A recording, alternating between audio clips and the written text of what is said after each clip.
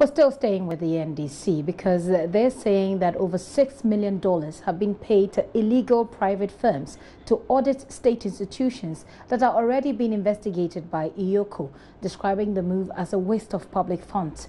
Addressing a news conference, the General Secretary of the party, Johnson Asiedu-Nketia, said that board chairman of the Ghana Audit Service, Professor Edward Duajiman, was made to occupy the position to do what he's calling a hatchet job.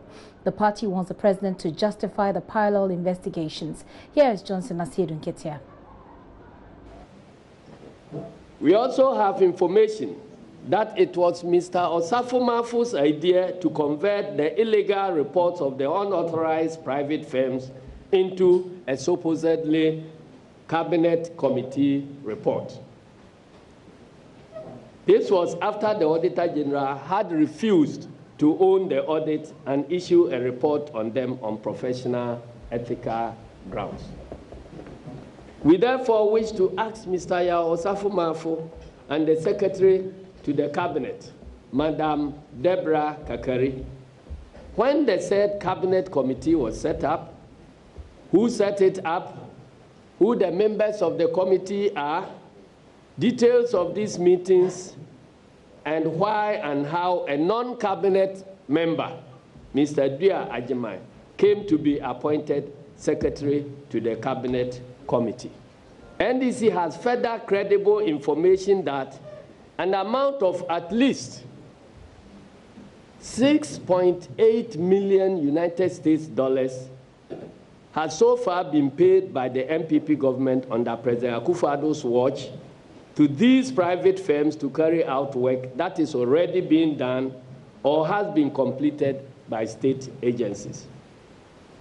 Meanwhile, the taxpayers' money is being spent on state agencies like the Bureau of National Investigations, the Criminal Investigations Department, CID, of the Ghana Police Service, the Economic and Organized Crime Office, the Special Prosecutor's Office, the Auditor General's Department, and the Attorney General's Department, any or all of which could have carried out these audits.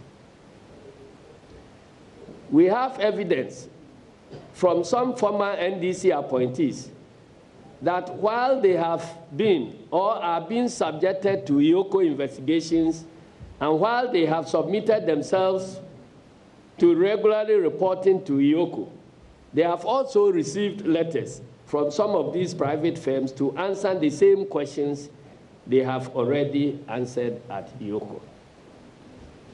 The NDC therefore wants to ask, 1, what is the justification for these parallel investigations?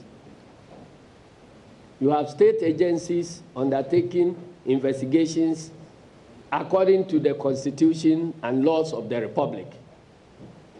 And yet, these same people who are being investigated are being invited by some private audit firms who have neither been properly recruited according to the laws of the country, nor have been given any mandate to undertake any such investigation, also pestering the lives of these appointees with incessant invitations. What is the justification for the misuse of our taxpayers' monies? What is the justification for paying huge amounts to private firms to do exactly what the state agencies are in the process of doing when these state agencies are under-resourced?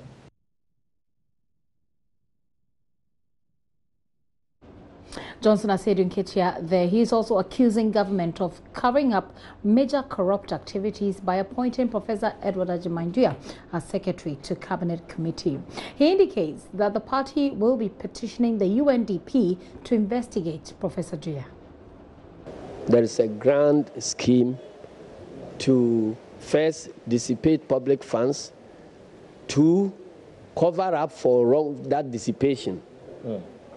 You understand? So that they paint everybody with the brush that the CID boss once said that, oh, our purpose is just to paint the government white and let them continue doing their work. So that painting white, the whitewashing, is what is going on. And before you can do that whitewashing of crime, you must control the painter. You see? So what is happening in Bank of Ghana, they are in control of the painter there because they changed the governor and the deputies. Now, by some dint of good luck, they had the opportunity of appointing the Chief Justice and several, Supreme Court justices.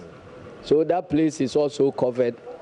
When you come to Parliament, they have Speaker, that majority leader, that place is also covered, and half majority in Parliament, that place is covered. They have changed Yoko boss, that place is covered. They have put in place CID, new CID boss, and you know the history, that place is covered. So the only institution that is left that has, the required credibility to check corruption is the Auditor General's office now, and that is what they are descending on. To be fair to UNDP, I'm sure they didn't do any background check, or maybe they didn't know the person who is going to handle that job. That's why they will be sanctioning such a thing. Because if they know the things we have brought up today, I'm not sure anybody in UNDP will sanction anything like that. That is why we are going to show this evidence to the UNDP that if you are dealing with this person, you are dealing with somebody who looks like a fraudster. Johnson Asiedu Nketia speaking with my colleague Kwesi Parker Wilson.